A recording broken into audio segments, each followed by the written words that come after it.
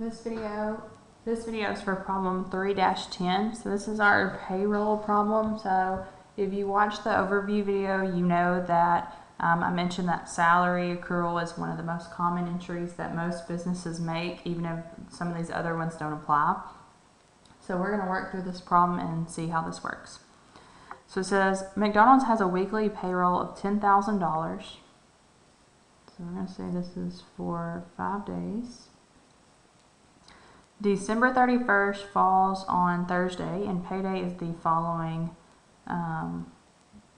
Monday, in this case January 4th, for the full previous week. We're assuming that McDonald's only works 5 days a week, which is where I got this from, and has an unadjusted balance in salaries expense of $510.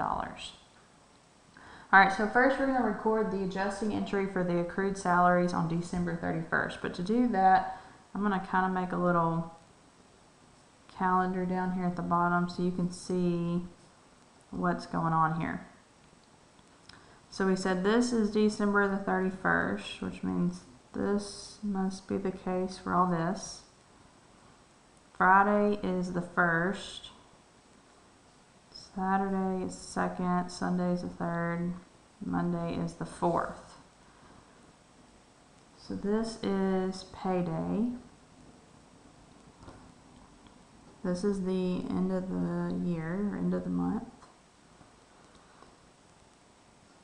And this is the start of January, just so you can understand here. Okay, so what we're wanting to accrue, or what we're wanting to make an adjusting entry for, are these 4 days.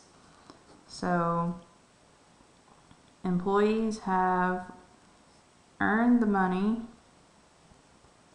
but payday is not until the 4th. Okay, so that's what's going on here, is we want to record on the books these 4 days that we're gonna pay that we've not paid yet as of the 31st, because it's the end of the month.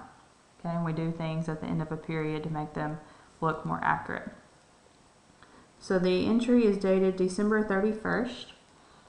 And we're going to be debiting salaries expense, because remember, under the accrual basis we record it when we know about it, not necessarily when we're actually paying it. But we need to know how much we are accruing. So we're going to go back to our numbers up here.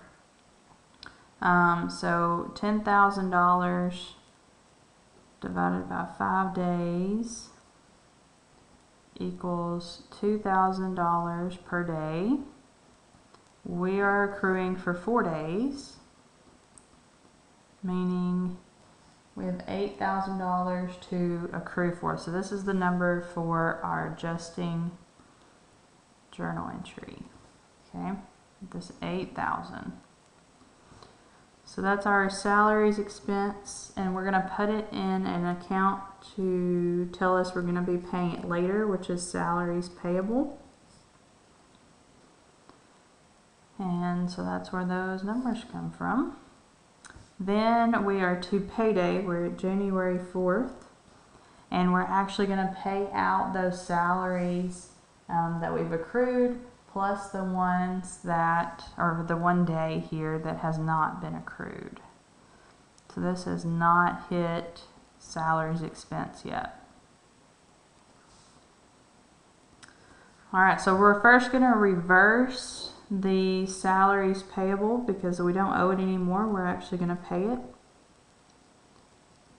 And we can only reverse what is in there, and $8,000 is what is sitting in that account. And then we also need to account for Friday, January 1st.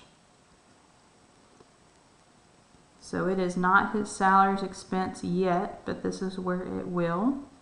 We said that 1 day is $2,000, so that's where the $2,000 comes from.